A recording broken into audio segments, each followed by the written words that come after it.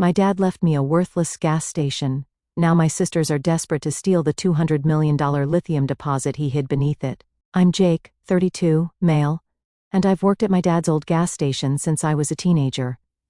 Dad passed away 3 months ago after a massive stroke.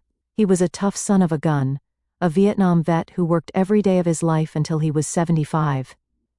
My sisters, Olivia and Sophia, always thought I was wasting my life helping the old man run a failing business while getting my engineering degree at night. They both left our small town as soon as they could. Olivia, 38, female, became this hotshot corporate attorney in Chicago. And Sophia, 35, female, is some big investment banker in New York. They'd visit maybe once a year, usually at Christmas, and spend the whole time talking about their fancy apartments and vacation homes. I was the one who stayed, the one who helped Dad keep the books when his eyesight started going, the one who took over most of the mechanic work, when his arthritis got too bad for him to hold a wrench, the one who drove him to his doctor's appointments and made sure he took his meds. Was it the life I planned? Honestly, no. I had dreams of designing engines for NASCAR or Formula One, but life happens, you know. Mom died when I was in college, and someone had to look after the old man. My sisters sure as hell weren't going to do it. Anyway, Dad's will reading was last week, and holy cow, it did not go as expected. My sisters showed up in matching black designer outfits that probably cost more than I make in a month. The whole time, they were whispering about how they'd split Dad's savings and what they'd do with the lake cabin. The lawyer, this old dude who was Dad's fishing buddy, starts reading, to my daughters Olivia and Sophia, I leave the sum of $75,000 each. You should have seen their faces. Olivia's face froze mid-smirk. That's it? She blurted, blinking like she misheard. Then came the real shock. The lawyer barely looked up from the papers. To my son Jake, I leave my gas station business, all related property, structures and contents therein, along with my dog, Baxter. Dead silence. Then Olivia snorted. The gas station? The one that looks like it should have been condemned in the 90s? They both kept saying how Dad clearly lost his mind toward the end, how unfair it was, that I manipulated him by sticking around. Then Sophia leaned against the counter, her expression all smooth business.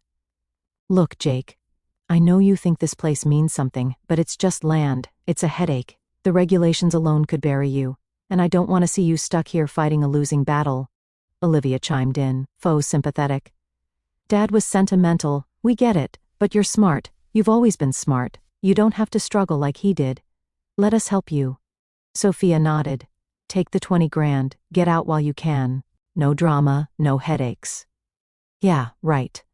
The same sisters who couldn't be bothered to call Dad on his birthday were suddenly concerned about helping me. But I'm going to be real, for a split second I actually considered it. 20 grand wasn't life-changing money, but it was a ticket out. I could finally leave this dying town, get an apartment somewhere new, maybe even put my engineering degree to use for once. No more fighting with busted gas pumps. No more sleepless nights over bills. Just freedom.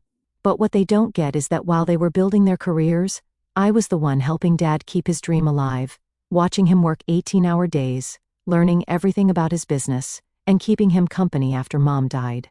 The gas station might be worthless to them, but it was Dad's life. After the reading, I went back to Dad's, I guess my, gas station. It's this old-school place with 2 pumps that barely work, and a garage where we did repairs. The sign out front has been fading for years. Dad always talked about getting it repainted but never got around to it.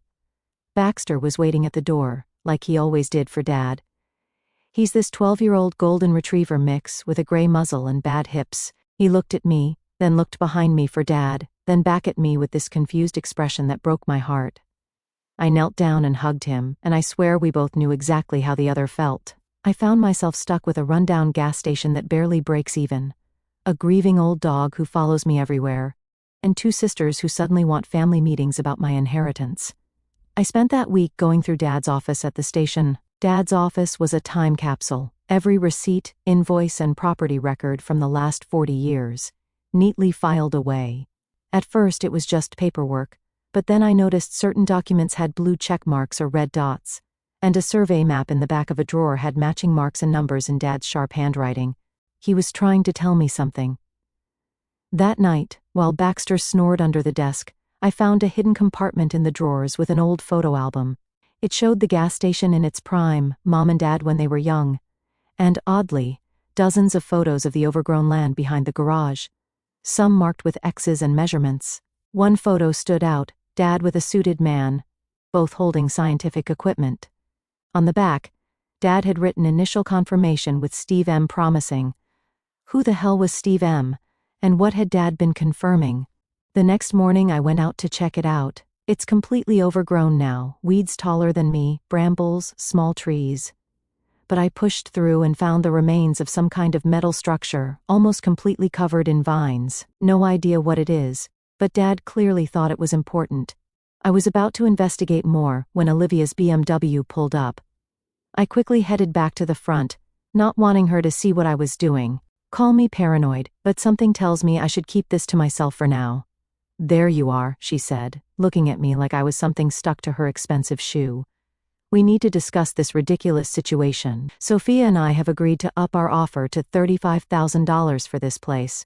She gestured around like she was afraid to touch anything, her designer purse clutched tightly to her side.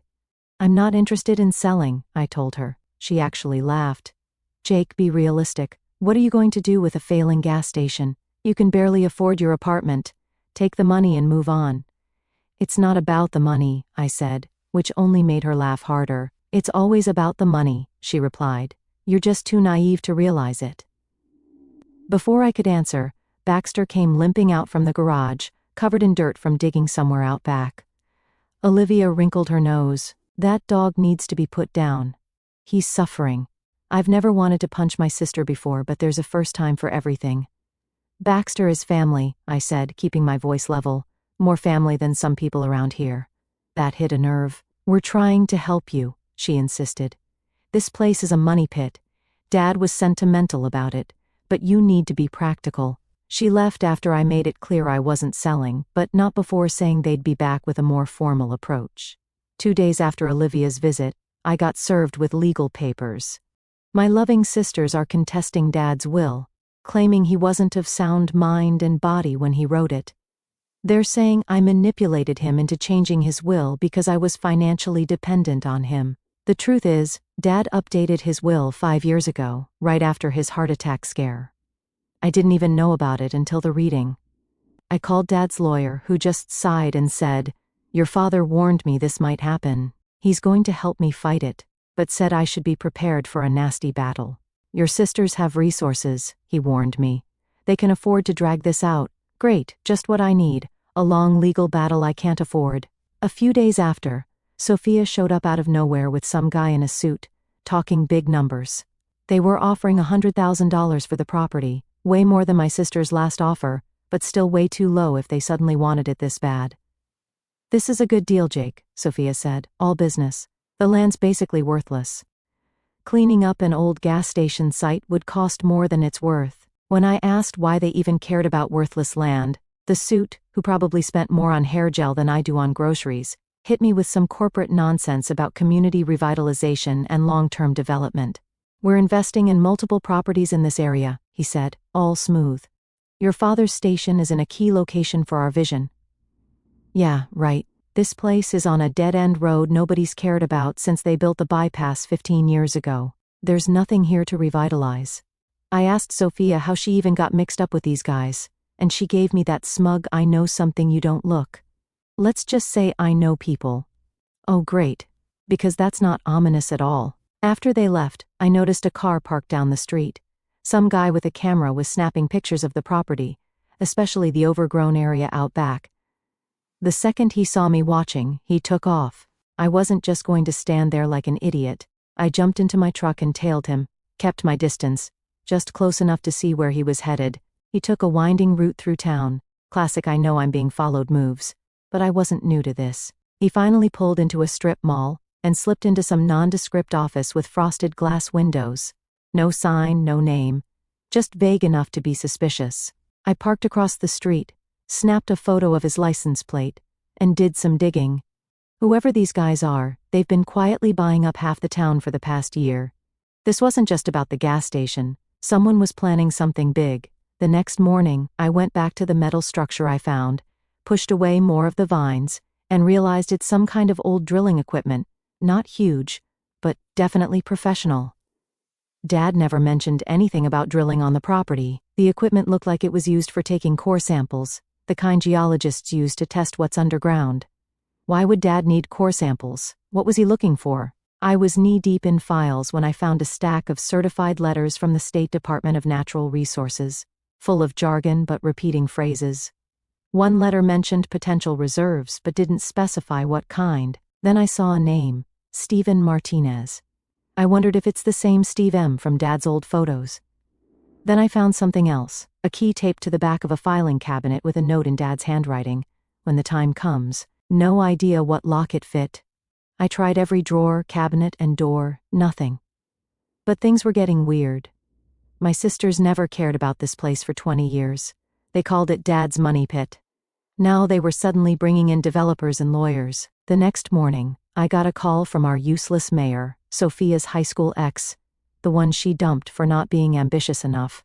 "We've received concerns about some code violations at the station," he said in that fake polite voice politicians use when they're about to screw you over. Right. 3 months ago, this place was fine, but now that my sisters want it, it's suddenly an environmental disaster. I was starting to feel like I was in some low-budget conspiracy thriller with bad actors. At least I had Baxter. Found him digging obsessively out back today. Pulled him away, but he went right back. Maybe the old boy knew something I didn't. When I checked the area, I found a concrete slab buried under years of overgrowth. What the hell was a slab doing out here? And why was Baxter acting like he just discovered the meaning of life? I didn't have time to think about it though, because the mayor's office sent their so-called inspection team. Total joke. They barely glanced at the gas station but spent over an hour poking around the back lot, taking soil samples and snapping pictures. When I asked what they were looking for, they fed me some vague line about routine environmental concerns. Right, after decades of not caring, they were suddenly deeply invested in the soil quality of a half-dead gas station. One of the inspectors, a younger guy who seemed uncomfortable with the whole thing, pulled me aside as they were leaving. "Look, I don't know what's going on here," he said quietly. "But this isn't a normal inspection. Someone's putting pressure on the department to find violations." Great. So the mayor is definitely involved in whatever my sisters are planning. I tried looking up that Stephen Martinez guy, but it's like he never existed. No business records, no LinkedIn, nothing. Just a ghost in the system. If he's still around, he'd be pushing 70. But something tells me he's not the kind of guy who wants to be found. While I'm at it, my sister Sophia called that same night, suddenly all concerned about my well-being. "Jake, I'm worried about you. The city's coming down hard. The inspectors are crawling all over the place. This is going to turn into a nightmare." She let that sink in before continuing, real gentle now. "I don't want to see you go through that, so we talked to the buyers, and they're willing to go up to $150,000. That's a huge win for you, Jake." I stayed silent. She sighed. "Look, we both know this place isn't worth the hassle. Dad wouldn't have wanted you to sink your life into this." "And what exactly did Dad want?" I shot back. There was a long pause. "Just take the money, Jake. This isn't going to end well for you if you keep fighting." Was that a threat from my own sister? At that point, I was tearing through Dad's files like a madman, and I found a hidden compartment in his filing cabinet. Inside was a sealed envelope with coordinates written on it, and a stack of technical documents from a company dated 1979. A bunch of geological jargon I don't understand. But I kept seeing phrases like high-grade deposits and economically significant. No mention of what exactly they were looking for, though. I plugged the coordinates into Google Maps, and guess what? They point to a spot about 50 yards behind the garage, right where that old drilling equipment is, and right where Baxter won't stop digging. Speaking of Baxter, poor old guy is the only one keeping me sane through all this. He's been acting weird, though, keeps whining and pawing at the safe in Dad's office. Dad never let anybody touch that safe. Not even me. Always said it contained retirement plans. I tried every combination I could think of. Birthdays, anniversaries, addresses, nothing works. I decided to try clearing more of that concrete slab Baxter found. After an hour of digging, I realized it's not just a random slab. It's the top of what looks like a bunker or underground structure. There's a seam that suggests it might be a door or hatch, but I couldn't find a way to open it. The following day, Olivia showed up again, this time with 2 lawyers. One of them handed me a thick document detailing all the ways the gas station is supposedly in violation of environmental regulations, building codes and business licensing requirements. This is harassment and you know it, I told her. She didn't even deny it. It's business, Jake. Everything has a price. Yours is just getting lower by the day. The lawyers started talking about potential fines and how the property could be seized to pay for remediation costs. What happened to you? I asked Olivia. We used to build forts together in the backyard. Now you're threatening me with lawyers. For a split second I saw something like regret flicker across her face, then it was gone, replaced by that cold attorney expression. Grow up, Jake. This is the real world. Dad babied you for too long. As they were leaving, I noticed Baxter had disappeared. Found him out back again, digging frantically at the edge of that concrete slab. When I pulled him away, I saw he'd uncovered what looks like a metal handle or latch of some kind, partially buried. I was about to check things out when my landlord called. Someone, gee I wonder who, filed an anonymous complaint saying I was running a business out of my apartment. I'm not. And now I've got 30 days to move out. My sisters were really pulling out all the stops to force my hand. I just sat there, staring at the wall. For the first time since all this started, I actually let myself wonder if maybe Olivia and Sophia were right. Maybe I was just some idiot clinging to a broken dream. Maybe Dad left me the station because he felt guilty, not because he thought I could actually handle it. I had no money, no backup plan, and now no place to live. Maybe I should just take the damn offer and walk away. But then Baxter whined, nudging at my hand like he could sense what I was thinking. His hips were bad, his muzzle graying, but he still sat next to me like he always had, like he believed I had this under control. If Dad believed in me enough to leave me all this, then maybe I needed to believe in myself too. So, I spent the next 3 hours cracking open Dad's safe. Turns out the combination was the day he bought the gas station. Should have guessed that sooner. Inside, no cash, no gold bars, just a thick folder labeled property assets, a small box with more keys, and an old thumb drive. I felt like I was losing my mind. The folder was something though. But instead of answers, it just gave me more questions. Turns out, Dad didn't just own the gas station, he'd been buying up land around it for decades, nearly 40 acres in total. For what? A gas station that barely scraped by? It didn't make any sense. I sat there, flipping through the deeds, feeling this mix of frustration and disbelief. Why the hell didn't he ever tell me? Why keep this a secret if it was supposed to be my inheritance? I handed the old survey reports to a geologist, hoping he could make sense of them. He flipped through the pages, frowning. There's something here, he muttered, pointing at some chemical markers. I don't want to jump to conclusions, but these could be of something valuable. Like what? I asked. He hesitated. Hard to say without a full report, but this could be big. I wanted to scream. Every time I thought I was getting somewhere, I hit another wall. But sitting around wasn't going to get me anywhere, so I grabbed a shovel and went back to that metal hatch Baxter found. 3 hours in the dark, dirt flying everywhere, sweat pouring down my back, every muscle in my body was screaming at me to stop, but I kept going. Finally, I uncovered the whole thing, an old access hatch leading to some kind of underground chamber or tunnel. And of course, it was locked tight with a giant rusted padlock. I sat back, breathing hard, staring at that hatch like it was mocking me. Dad spent years hiding whatever was down there, and now that I was finally close, it felt like he was still keeping me out. My frustration was boiling over. What the hell was so important that he went to these lengths to bury it? Then it hit me. That weird key I found taped to the back of the filing cabinet. I scrambled back to my truck, grabbed it, and ran back to the hatch, my hands shaking as I slid the key into the rusted padlock. It clicked open, like it had been waiting for me all this time. I hesitated for just a second before pulling the hatch open. I grabbed the handle and pulled. Nothing.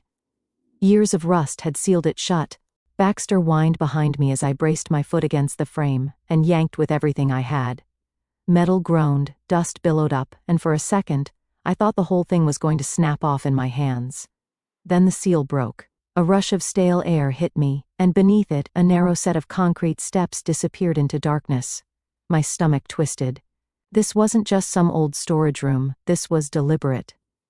Dad built this to be hidden. Slowly, I made my way down, flashlight cutting through the dust-filled air. At the bottom was a small 8x10 room, cramped, cold and lined with filing cabinets. Against the far wall sat an old desk with a battery-powered lamp, still intact, like someone had just left it there. This wasn't just some forgotten space. This was Dad's secret office. The place was covered in dust, but everything was right where Dad left it.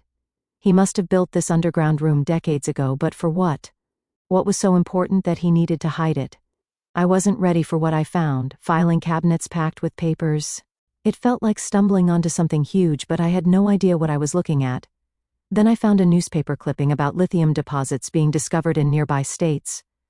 Tucked inside was a note from Dad, confirmed presence. Now the waiting game begins. Waiting for what? For lithium to become valuable? For us kids to be old enough to understand what he was doing? One thing was clear, this wasn't some wild guess. Dad had spent years quietly buying up small parcels of land around the station, securing every mineral right he could. Some of the paperwork even showed second mortgages on our house. He wasn't just holding on to a failing gas station, this was his life's work. I pulled out a map showing every piece of land he'd bought, and it clicked. He had been building a perfect circle around something. Every purchase, every move, every sacrifice he made was leading to this. It made me feel guilty. All those years, I thought he was just a stubborn old man refusing to let go of the past. Turns out, he was way ahead of the game. Then I found Mom's old journals. She knew everything. In one entry from 1992 she wrote, "Frank's playing the long game. The girls don't understand why we never take vacations or buy new cars. But someday, this will all be worth it." She believed in him. She gave up so much for this, and she never even got to see it pay off. When she died in 2005, it was like Dad just stopped living for anything else. I sat there for a while, just staring at her handwriting, feeling like I was reading something I was never supposed to see. I grabbed some of the papers and headed out, but before I could even process what I'd found, Baxter started growling at the trees. When I looked up, I saw someone standing at the edge of the property. The second I yelled, they took off. The next morning the hits kept coming. Dad's lawyer called. "Your sisters just filed an emergency injunction to stop you from damaging or altering the property while they contest the will." Too late for that, but I didn't mention the underground room. Then it got even weirder.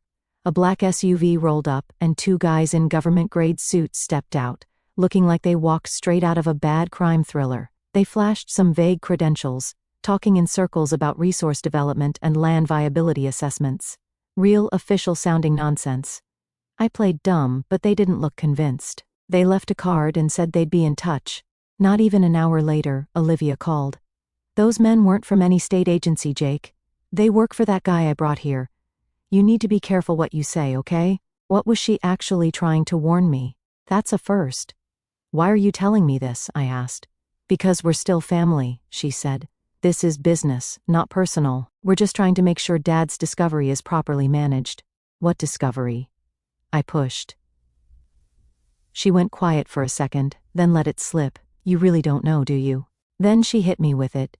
"Ask yourself why a development company would offer $250,000 for a gas station on a dead-end road." Yeah, that number keeps going up. I didn't give it too much thought. I went back to the underground office. I had a feeling I hadn't found everything yet, and I was right. Hidden under a cabinet was a locked metal box with no key in sight, and on top of all that, Baxter's been acting weird, barely eating, pacing like he knows something's coming. Maybe he's just picking up on my stress, or maybe he knows more than I do.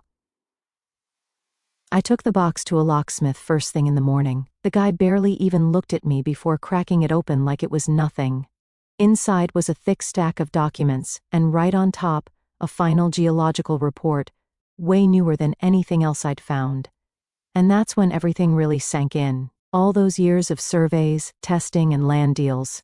They weren't just guesses. The report confirmed what Dad must have known for decades. My heart pounded as I scanned the report. At first, it was just numbers and geology jargon I barely understood. Then I saw it. Lithium. The stuff they make batteries from. The stuff that powers everything from phones to electric cars. One of the most valuable resources on the planet right now. I blinked, then read it again. Confirmed high-grade lithium reserves. Estimated market value $200 million. My hands were shaking. This wasn't just something valuable, this wasn't some maybe or potential find, this was a gold mine buried under my feet. Dad knew, he always knew, and he spent his life making sure no one else could take it from us.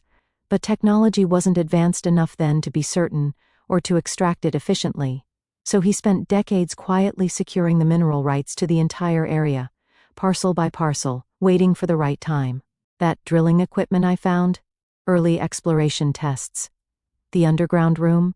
Where he kept all this secret so nobody would try to take it from him before he had everything legally locked down.